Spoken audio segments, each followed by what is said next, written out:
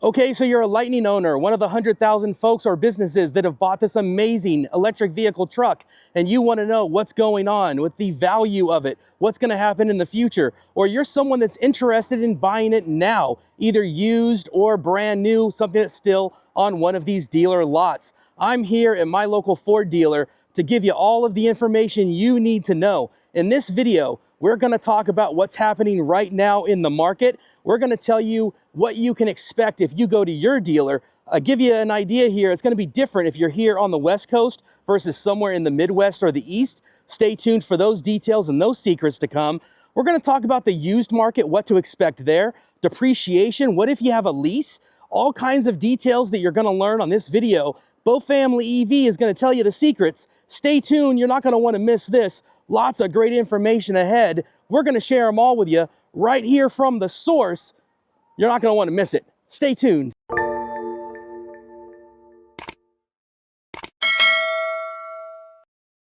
All right, guys, let's set the stage. Ford started selling the Lightning in 2022, and I picked up my standard range right here at this lot in July of that year. There was a huge demand with 300,000 reservations to start, but dealer markups and problems with getting enough inventory, it caused problems right away. And people who wanted the lower trim specs, even like myself who wanted the Pro or the XLT, couldn't find them. I ended up having to get the Lariat trim, and prices and markups were skyrocketing. They first thought they were going to have to add a third shift. That quickly shrunk all the way down to one. And problems right away started occurring with price increases, supply chain, COVID, any number of problems, and they got unaffordable for a lot of the average folks out there who thought they were going to be able to get a $40,000 truck. Was demand zero? No, absolutely not. We had 100,000 of these things sold, but it never got to the levels Ford anticipated. With trucks like the Raptor and these Super Duties here, Ford sells more trucks than any other manufacturer in America. And in fact, when it came to electric trucks, they were no different. Nobody sold more electric trucks than Ford. So when it came to the Lightning, in that regard, it was a great success. In fact, this dealership had 10 Lightnings just 2 weeks ago. This is now their last Lightning on the dealer lot. They're trying to get more because they can keep selling them. But in the entire marketplace of the US, they've had to pivot because it just wasn't a success in places other than the coasts. So with that said, what's that mean for you guys and what's that mean for the market? Let's talk about what you can expect to find at the dealerships. Here in the West Coast, they're not having any problems moving these vehicles. In fact, they're trying to find more inventory, but there's still great incentives to be had. There's a couple different options. 0% interest means that you're going to get rebates from Ford that are a little bit lower, maybe $7,500, depends on the dealer, it depends on where you are. But if you bring your own financing or a credit union financing or you're paying cash, you can get up to $12,000 and more off the price of some of these Lightnings. So look to see what's going to work for you. If you can bring cash or your own financing, you're probably going to get more rebates from Ford. And if you don't, you're going to get the lower interest rates. Now, if you're in other parts of the country, there may be extra incentives, so look for that. Another secret tip that you really need to know is look how long these trucks have been sitting on the lot.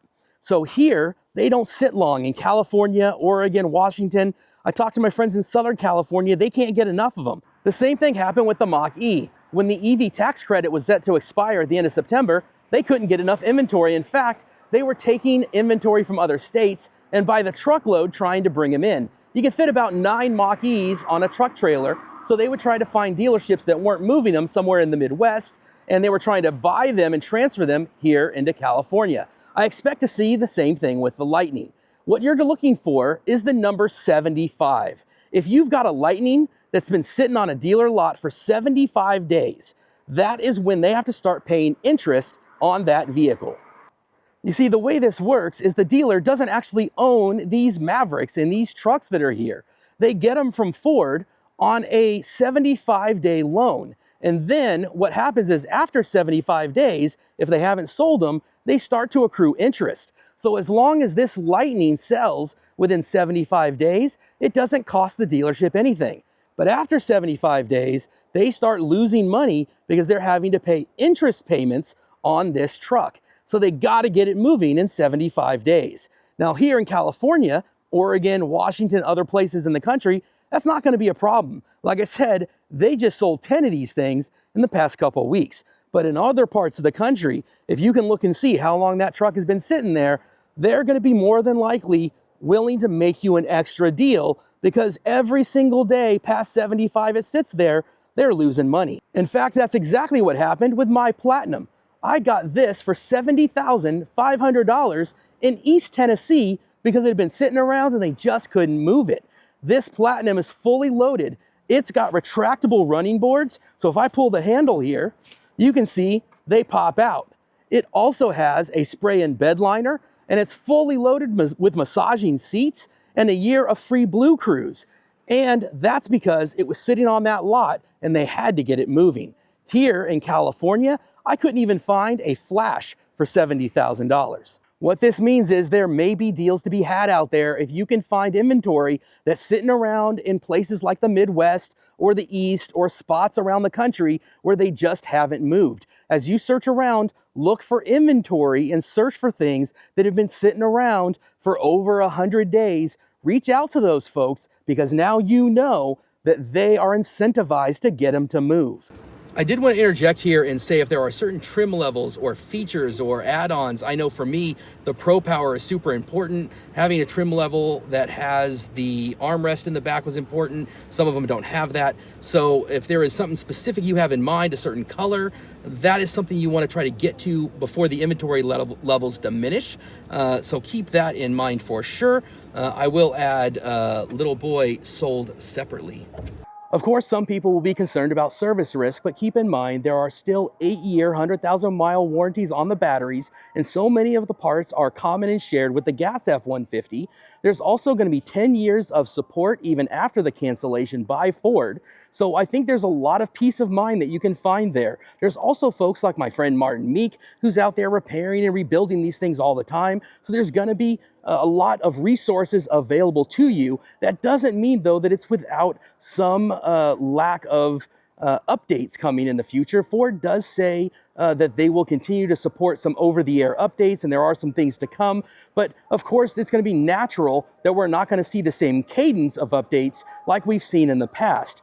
And I think it's also fair to assume that there's going to be some type of drop-off in refinements and enhancements like we've seen as the years progress down the line. So there are some legitimate concerns to be had, and you can assume that some shortages will occur and maybe some more lengthy delays for parts the further down the road you get. There were only 100,000 of these made, and so depending on what parts of the country you're in, they may be easier to find things in scrap yards in California, for example, than they might be in other places in the Midwest. So those are things that you want to consider, but they wouldn't worry me too much. Keep in mind, this is not unique to Ford. In fact, just today, the ID Buzz was announced as being discontinued by Volkswagen. These are great cars. They bring a smile to everyone that sees them. In fact, one of my favorite vehicles outside of the Lightning is these ID Buzz you see behind me. I absolutely love these things. It's a heartbreaker that these amazing vehicles suffer the same problems that we see with the Lightning. They just don't go far enough for what people want, and they're just too expensive. If we could get these things to go 100 miles longer and be $10,000 or $15,000 cheaper, all of these things would do so much better. Imagine if the Lightning was the same as the Buzz, 100 miles further, $15,000 less expensive. How much better would the Buzz and the Lightning do? Let me know what you think on that. So will there still be a market for this exceptional truck? Absolutely. Let me tell you why. This is not the first time that Ford has discontinued a vehicle. Let's talk about some of the others that came before it. I'm here at the used inventory area of the lot, and we're going to show you some of the ones that, just like the Lightning, Ford has recently discontinued. Let's take a look. So let's talk about the Ford Escape. This shares the same platform with the Maverick and the Bronco Sport. Still in high demand, people still ask for it, still has a marketplace. Once it was canceled, people still come in looking for this used all the time. Again, the Lightning is going to still hold its value over time. The depreciation at first, of course, is going to fall off, but then it's going to plateau and it's going to find its place in the marketplace. What about the Fusion? Same thing. People come in looking for the Fusion all the time. They love these cars because Ford doesn't make anything like them. The Lightning is unique in the same way. It's still a utilitarian truck that people are gonna love and they're gonna wanna come for. Let's check out, to me, one of the best vehicles Ford has ever made that they discontinued, and one that for my family has been a workhorse for years, and that is the Ford Edge. Our Edge is well over 13 years, 100,000 miles, and it's been fantastic. The Edge, again, discontinued, high demand vehicle people come into in the used market. You can find them on Facebook Marketplace. We're in the midst of selling ours now that we've got a Model Y. But again, this thing is a workhorse. You can take this thing and drive it. It's reliable. It's a super great vehicle. I'm not sure why they've kind of pivoted away from some of these vehicles, but they are fantastic. There is still a market for them. You can always find them in the used vehicle lots at any of your Ford dealers. I can think of other vehicles like the Toyota FJ Cruiser, the Honda Element, Chevy SS, vehicles that had a great following, and sure, they depreciated at first, but then they flattened and even appreciated over time.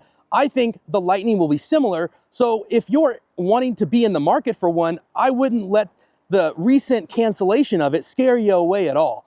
I think it's a fantastic truck, and I would still absolutely go out there and try to find one of these deals. Maybe a used one if the depreciation scares you, because there'll be some used ones out there that have some good deals as well. Ford is still absolutely committed to electric. They've got the universal EV platform coming. They've got the EREV Lightning that they'll be working on sometime in the future. And in fact, dealers like mine are still putting in DC fast chargers. We're doing the conduit here, getting ready to install those later this year. Now, one of the questions you may have is what happens when your lease is up and you go to turn it back in, or you want to trade in your Lightning? How are they going to value that? Well, when I talk to my dealer folks, what they're telling me is there's a couple different ways that happens. Some of them are looking at the Kelley Blue Book value. A lot of them are looking at MMR, and they're looking at the auction houses. And the market is going to dictate that, and I think we can absolutely expect that there will be some drop-off there. So whatever the auctions are doing, that's what they're going to be doing for a lot of the country. Because a lot of these places in the Midwest and places where they can't move the vehicles, they've really got two options here. They're going to be looking to places like California where they can move them to try to buy some of that inventory, or they're going to take them to the auctions. There they can take the value that they're giving them and what they're seeing move over there at the dealer auctions. That's going to set the price. So when you take a look at your residual value, a lot of times your residual will be higher than what the value of the vehicle is today. So you're just going to want to turn it back in.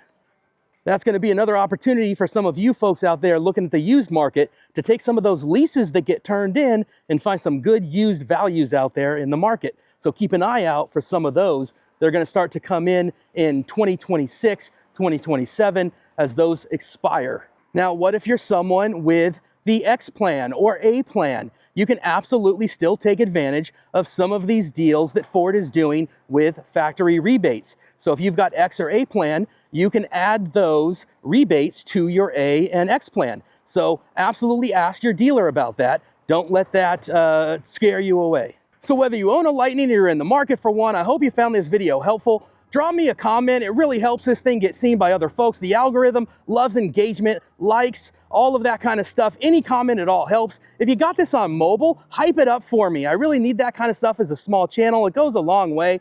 Of course, subscribe if you like this kind of stuff. If you don't subscribe, no big deal. But really the comments really go a long way. Share this video if you think other people would benefit. I've been coming here to my dealer now for over 25 years. And go to yours and see what they can do for you. But look around for the best deals depending on where you are. If you have any questions, feel free to let me know. I always respond to the comments. And you'll find me on X and Facebook in the groups. I love talking about this kind of stuff. If you have questions about EVs, I'm happy to answer them. I'm definitely an advocate, but I'm not an evangelical. I believe in the right tool for the right job. So I'm not going to push an EV when I don't think it's the right thing for you. I'm not against EREV. I'm not against gas and diesel when it makes sense. But personally, I have fallen in love with my Lightning. This is my second one. I've driven this thing from Tennessee to California. I've got videos for that. I drove my previous one to the Grand Canyon to Disneyland. I hope you'll check out my other videos because they're a lot of fun. Thanks for watching, and we'll see you on the next one.